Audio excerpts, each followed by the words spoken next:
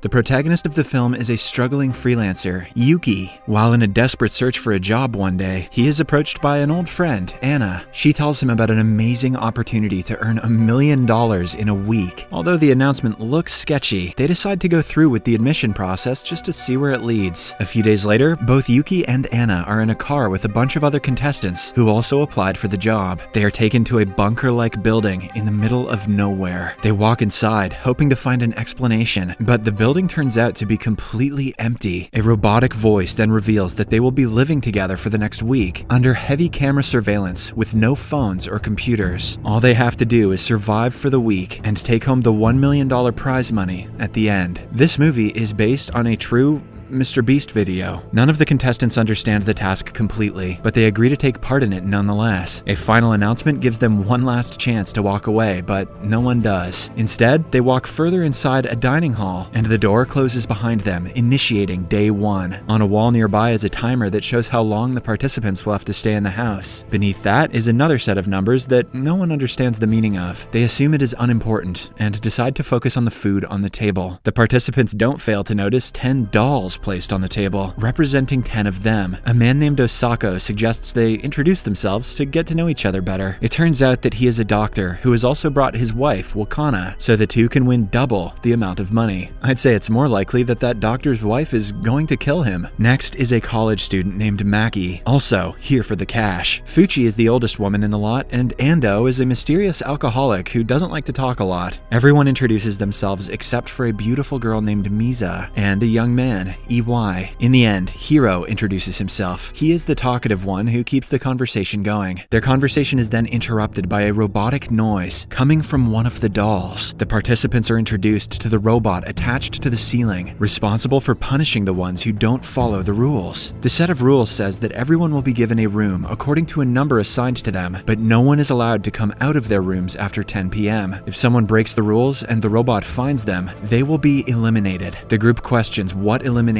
means, but they get no answer. According to the second rule, if someone commits a crime, everyone in the house should work together to solve it. One detective will point fingers at who they think the criminal is. Then, everyone will vote their verdict on the matter and eliminate the alleged criminal. The detective who solves the case will get a bonus if they survive till the end. Lastly, the game will end at the end of the week, or when only 2 survivors are left. The group grows nervous upon hearing the last rule, but Yuki calms them. He claims that if they live peacefully, no one will be harmed, and they will all get the prize money. A while later, the old woman and Misa are cleaning up the dishes when a talkative hero comes to them with a conspiracy theory. He claims that he recognizes the old woman from TV and asks her if she is a serial killer. The old woman nervously laughs, but the comment is enough to make Misa suspicious. Somewhere else, we find out that Osako lied about being a doctor to make people trust him. He and his wife Wakana are talking about their genius plan when they are interrupted by Hiro approaching them with another conspiracy, claiming that EY is a serial killer. Hiro could be a little more creative with these theories, but it is clear that he is trying to stir up drama by making people suspicious of each other. But his actual motive is still unknown. In the second hallway, Ando finds blood stains on the wall. He assumes the game they are playing has been played before by another group. When the clock strikes 10, everyone goes into their room to avoid being caught by the robot. Yuki finds a chest by his bed and opens it out of curiosity. Inside is a fire poker and a note that asks him to kill a person with it. Yuki quickly closes the chest and goes to sleep scared. The next morning, he is woken up by Anna, who reveals that every room has a chest with the same message but a different weapon. Some contestants may decide to use their weapons, which means everyone must be careful. Suddenly, a scream from the hallways startles everyone. It turns out that someone used their gun and killed Hiro with 5 bullets to his body. Everyone is shocked, except EY, who laughs to himself, making the group believe he is the culprit. A scared Yuki tries running away, but the only door to the outside world is tightly shut. The group now has to investigate who the killer is, knowing that it is one of them. Suddenly, the guard carries Hiro's dead body to a room filled with 8 coffins for the 8 people who are about to be eliminated. Hiro is thrown into one of the coffins before the robot asks everyone to start the investigation. If the criminal is found, the detective, the criminal, and the family of the dead body will be given double the amount of prize money. Osako accuses EY of killing Hiro because he thought he was a serial killer. Moreover, the fact that he laughed when he saw the dead body only adds to the group's suspicion. Yuki takes EY's side and tells everyone to show their weapons before they start pointing fingers. The one who has a gun will automatically be the culprit. The plan sounds good, but the rest of the group refuses to oblige because showing their weapons would put them in danger, since the killer would go for a member with the least dangerous weapon. Eventually, EY gets the majority vote and is declared a criminal. The guard robot picks him up and throws him in jail in the coffin room. Upon returning to his room, Yuki opens his chest again and is shocked to see a gun inside. The killer has exchanged his weapon with the fire poker to blame the murder on Yuki. He hides it, scared of being falsely accused. Then the group decides to check EY's weapon out of curiosity and find it empty. They assume that this means the killer is still one of them. A while later, Yuki meets Anna in the kitchen and tells her about the gun, insisting that he is being framed by the real killer. Anna believes that he is a good person and trusts his words. On his way to the room, Yuki finds the old woman in Anna's room going through her stuff. She thinks that Anna is the killer, but is proven wrong when she finds no gun in her chest. At night, Yuki checks the gun again and finds out it isn't missing any bullet. Confused, he counts them repeatedly and declares that Hiro was not killed with this gun. At the same time, something takes over the old woman and she decides to play detective, going around the house looking for the killer. She is only a few steps away from the room when a nail hits her forehead, ending her life. The camera moves and we see the killer is none other than Misa. The next day when the dead body is found, all blame falls on Anna. Since everyone knew the old woman suspected her of being the murderer, they think it was a revenge murder, even though Anna insists she is innocent. Yuki also takes her side, making Osako believe he is in on the plan. He brings out a knife, telling everyone to back off and let the culprit be punished. Ando tries calming the situation, but is in turn accused of being the murderer. When pushed, he reveals that 6 months ago, his son left home, saying that he had found a gig that pays a lot of money. He never returned home, which is why Ando decided to investigate this gig himself. He thinks that his son and the people with him died because they went against each other. The rest of the group understands his concerns, and the conflict dies down on its own. When everyone goes to sleep, Ando comes to Yuki's room and reveals that he has found a way to prevent any more deaths. He has figured that the robot moves only in a clockwise direction and remains dormant for 10 minutes before every round. This means if they walk behind the robot at all times, they will be able to roam around the house without the fear of being caught. This way, the group decides to keep watch in a pair of 2 every night to be safe. Anna and Yuki take the first shift, and while they are at it, Anna confesses she has started to like Yuki. Busy confessing their love, they do not notice the robot turn in a counterclockwise direction. The robot is seconds away from catching them before they hide. A few hours in, it is Wakana and Misa's turn to keep guard. However, Wakana is late, so Yuki decides to stay with Misa to help her. In the room with the coffins, Wakana and Osako are having fun together. Wakana remembers she's supposed to partner up with Misa and runs outside to help. When Osako is alone, the ceiling starts moving and crushes him to the floor. The following morning, everyone finds out about his death. A devastated Wakana vows to kill the person who killed her husband. I will get revenge on